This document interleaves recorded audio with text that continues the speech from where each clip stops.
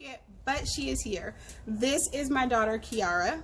Hi, everyone. Where I abused that because I took advantage of it. I mean, Oh, if I I'm got sure. home at 11:59, at least I made it to my group homes in the Bay. And then I don't know if the system was like, hey, you're being bad too much. We need to send you to the valley. Throughout the years, I didn't understand that it was about planting the seed. So then I would get depressed and my feelings about planting the seed. But then it would be later that we would see the fruit of the seed. I didn't get that. So you're 27 now. After you emancipated from the foster care system, where did that journey take you? Well, that journey was very long and interesting. You know, when you're 18, you're like, oh, I'm free. I got to see what the real world was like. And it was a tough road, you know, very tough road. Had some ups and downs, made some mistakes, made some more mistakes, and made some even more mistakes, you know. But it got to a point where, you know, I wanted more for myself. So it was around when I was 25. I had just moved to Texas, fresh start, new place, you know, everything. So I started to dwell on a lot of things that you guys taught me. And it got to a point where I remember when Dad used to take us around some areas in the valley where it was like, you know, large houses and, you know, it always inspired me. And he used to always tell us like, we can have this and stuff like that. And, we can always achieve more than what we put ourselves or give ourselves credit for. Because he's seen the potential that you didn't see. Right. So I don't know where or how or why in that moment everything just clicked and it just made me hunger for more. Like I knew my purpose here was more, and everything that I went through, it was, I didn't want it to go to vain, you know. And I feel like I've been through so much, and it's like I just needed something different in my life. You know, so I went into traveling school. Crazy thing about the traveling school is I didn't even want to go at first.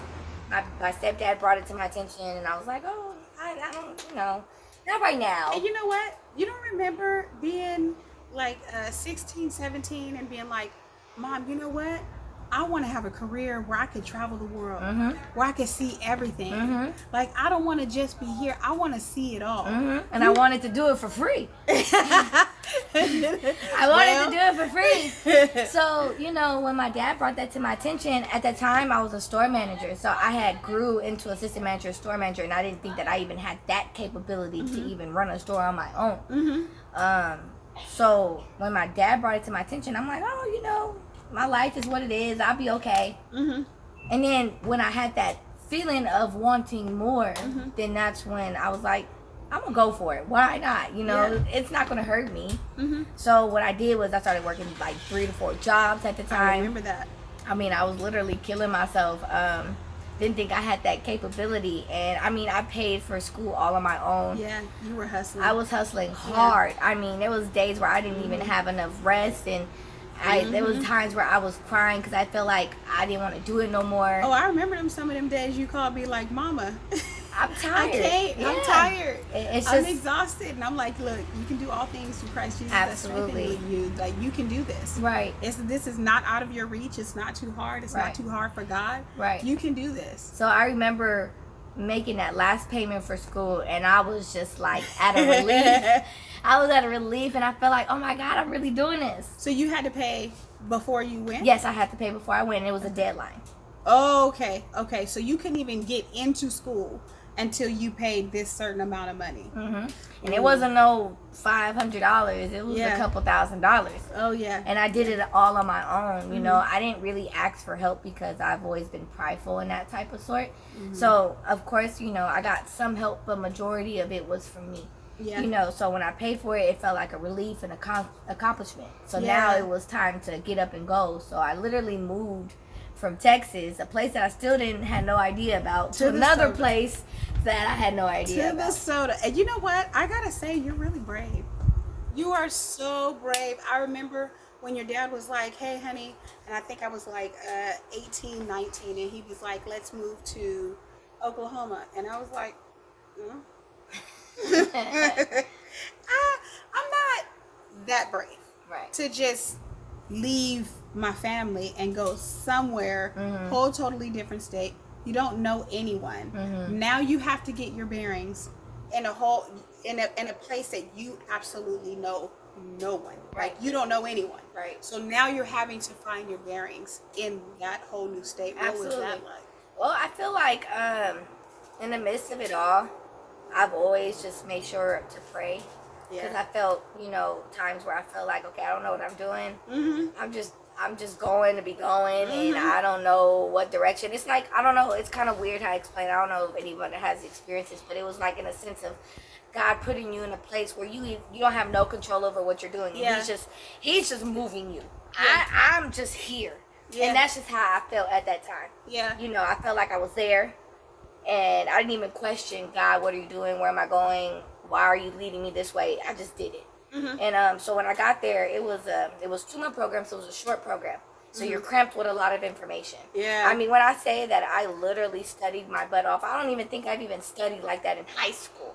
So for me to study the way I did, you would think that I've been an honor student the whole entire time that I've been in school. I mean, I was determined to be on honor roll, and honor roll really didn't matter at that time. It just mattered that you finished school and you got your degree. That's it. Yeah. But I wanted to be on honor roll.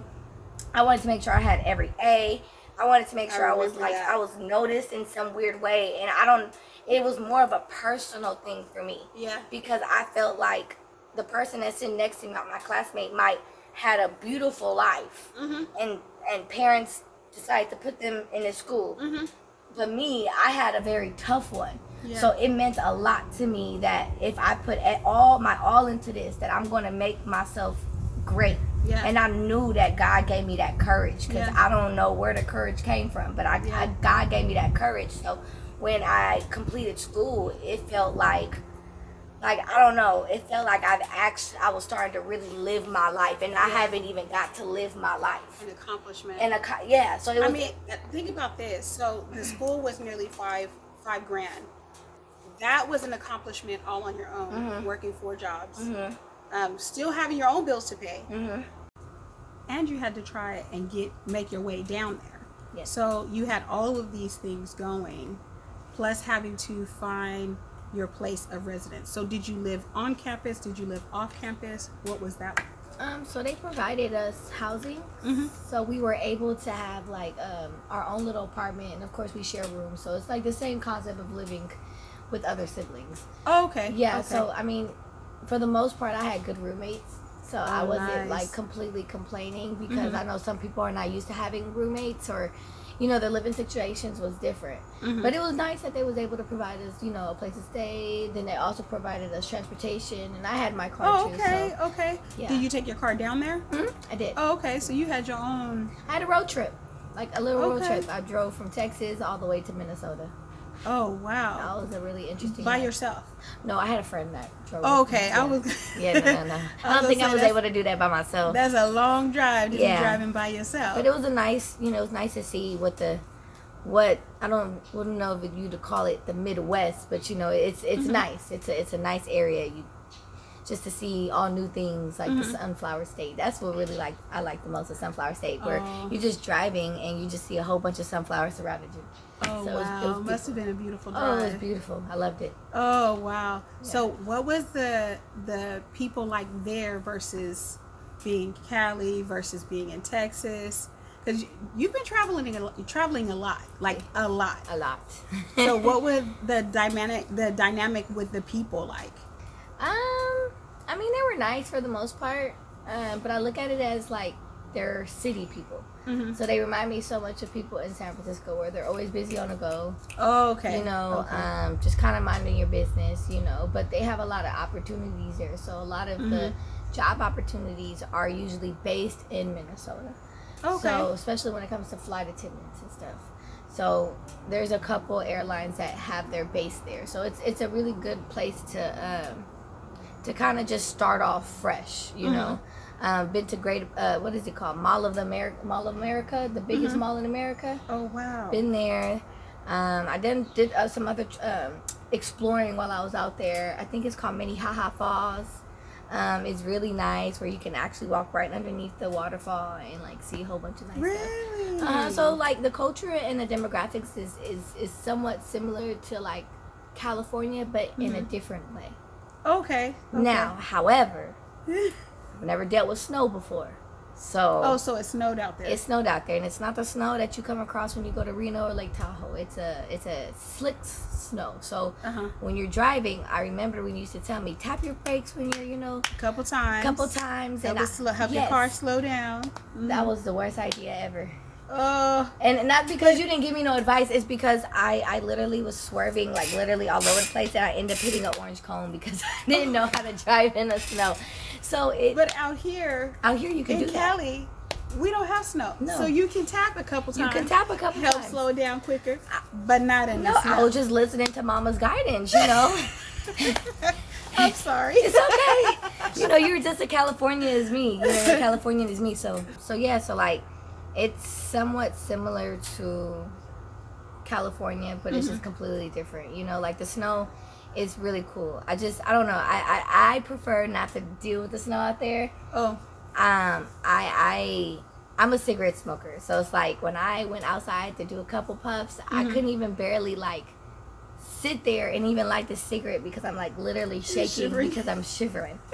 But it was beautiful. It was a beautiful sight to see, being that I'm not used to seeing such white snow that looks like a blanket.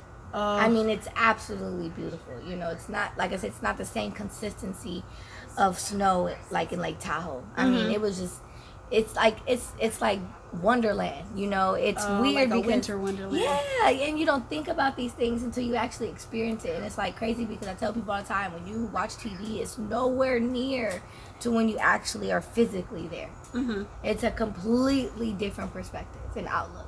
So even with just the little things like that, it made me kind of open my eyes and made me continue to pursue to still travel, no matter where it's at, Take in all of God's beauty. Absolutely, because I feel like He created all of this for us. Yeah. And for us not to go out and see it, I feel like it's kind of frivolous in some sense, you know, because I feel like He provided all of this for us, and for us to just be, not to see the beauty in it. Like I tell people all the time, there's beauty inside your own city. Yeah.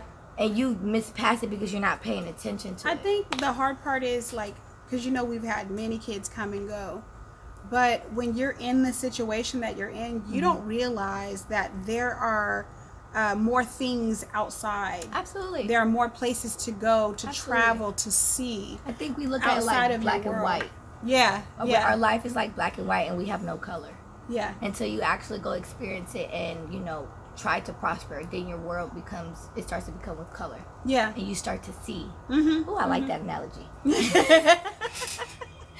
you really do begin to see, and it's unintentionally. You know, and I think that's when your light bulb starts to hit, and you realize that, it's more to your life than what it is. Yeah. I think more than anything, that's why we always took you guys on cruises and, traveling across country and driving to Oklahoma and here and there, because we wanted you guys to see more than what was in your world. Absolutely. Like there was a bigger world outside of you. And a lot of times when they're just in their trauma or whatever is going on, they can't see outside of that, and that there's so much more for them to accomplish, to see, to be. Like God has great things in store for them. Right. But in a sense, it's like, okay, I know God has great things in store, but how do I get there? Right. You know what I mean? So I'm here in this situation. How do I go from point A to point B, then to point C? Like, how do I get there? What are the steps that I need to take in between? So when you were getting ready to go on this journey, was it like the Lord showed you the way? Did He give you a vision or show you how you were going to get there? Or were you just like, oh, I'm just going to step out in faith and just allow the Lord to bring it all together, because I don't even know. I think honestly, when I was looking at my life and just really reminiscing and re-evaluating things, I was just feeling like I was sick and tired of being sick and tired. Yeah. So one day I just cried and just had a personal conversation with God, you know, and in the midst of that, of course, I felt comfort. I wasn't sure exactly what God was going to do. We never know what He's going to do. Yeah, because the scripture says that His ways are bigger than our ways, and Right. his thoughts bigger, larger than our thoughts. Right. Neither has it entered the heart of man all that Right. God has prepared for him. Right. So Just taking it day by day and Yeah. just trying to see, even if it's just the things, like little things, I just wanted to see what God had planned. Mm-hmm.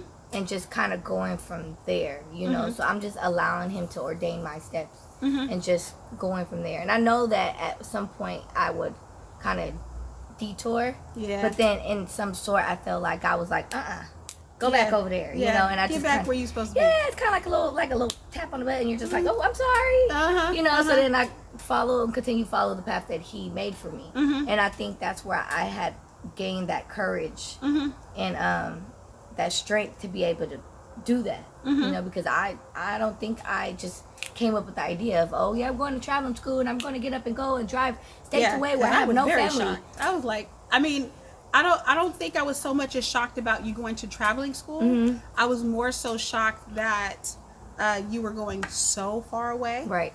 But I know that it was God's plan, even for you to leave Cali and move to Texas. And that was completely outside of your comfort zone. Absolutely. In a place that you knew nothing about. But I believe that taking you from here and placing you there, you know what I mean? So that you can, let me reposition myself. Let me get my thoughts together. Absolutely. Let me get my footing, so to speak. Right.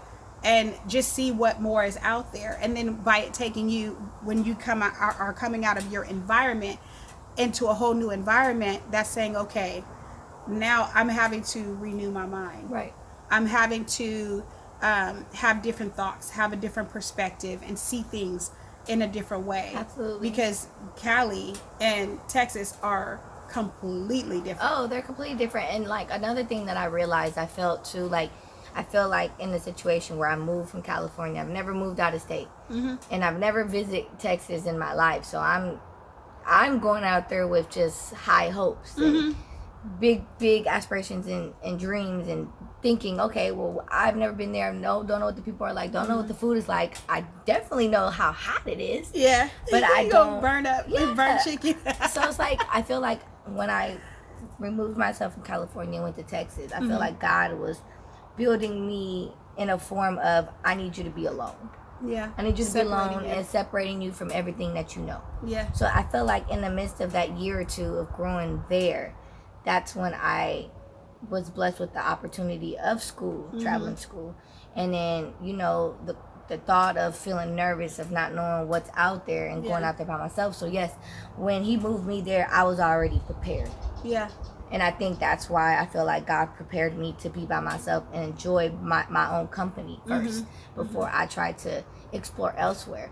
Because now I travel by myself. Most of the time, I don't need to have friends with me to travel. Yeah. I'm a people person, so I talk to everybody. I make friends with them. Yes, you do. So it's like I really don't need that entourage, but I've always wanted to inspire my siblings or other people. And lately I've been having conversations about how people are so amazed of my life, and sometimes I think like, yeah, it's great, but internally it's like I always have to make sure that I still have a relationship with God, because I wouldn't have been able to be where I'm at if it wasn't for God. Absolutely. Now if I just completely disclude God out of my life, I don't think I'll be at peace with myself, knowing that, or even where you are. No. Where he brought you from. Absolutely. The scripture says that the scripture says, come out from amongst them, be ye separated. You know what I mean? And in order for God to do something new in you, he had to separate you and take you from everything that you once knew. You knew how to get to however you were going to get to. You knew everybody. Oh my God. You were a social butterfly. You knew everybody here and everybody there and everybody over everywhere. Like now I feel like I know so many people.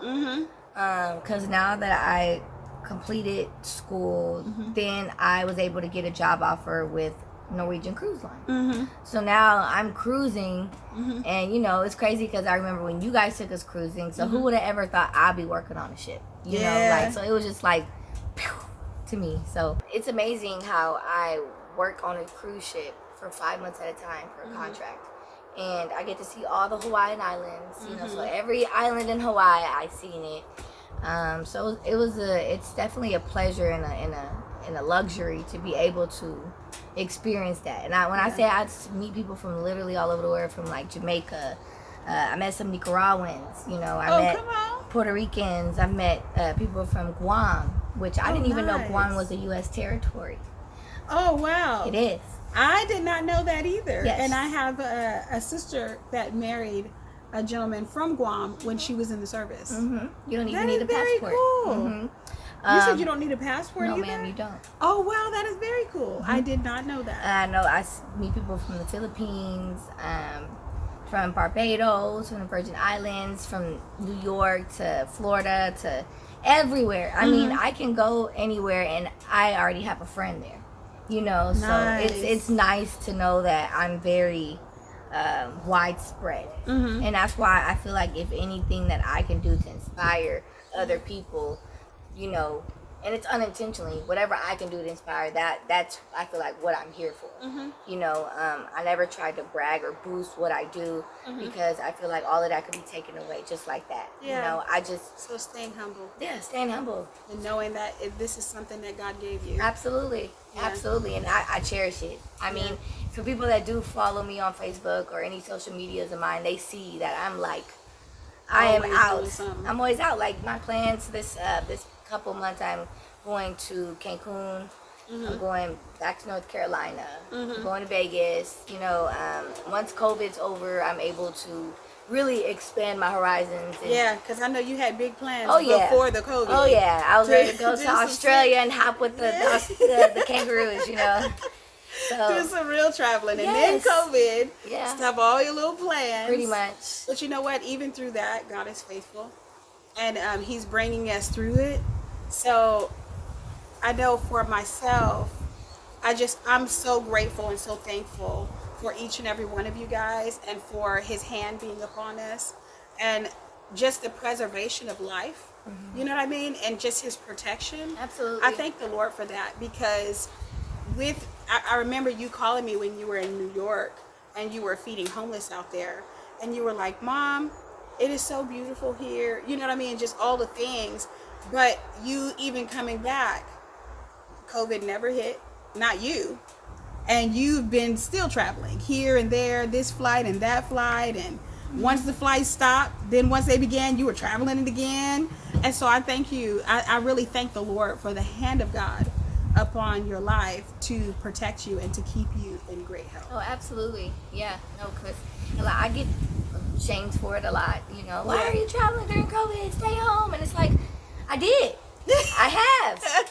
I did play my part, but it's like I did not, you know, work hard. God didn't put me in this position to just completely stop. Yeah. Yes, we're in a situation.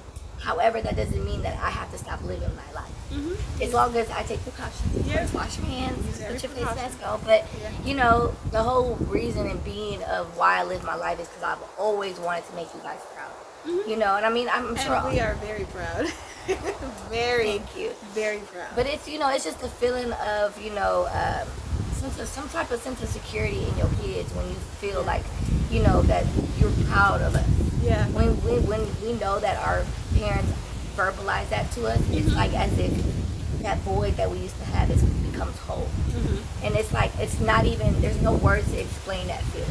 Yeah. You know, so, and that I felt like I was able to do that, and I'm glad that I can still come over and you guys can see me and feel and have hope for your kids. Yes. So, yes. Yeah. Well, guys, it is getting really windy out here. The wind feels great. It's supposed to be 104 today. But believe it or not, we've been, there's like cloud cover right now. It's windy right now. Not only is there wind and cloud cover, but there is thunder and lightning. Not rain yet. I think rain is coming. No rain yet. However, I do want to say thank you for joining me today. TNG, Fostering Christian Love, where you can get all the tea. See you next time. Bye.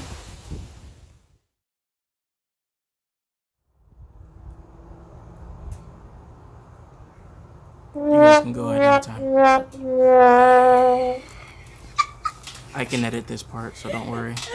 3-second pause, then start.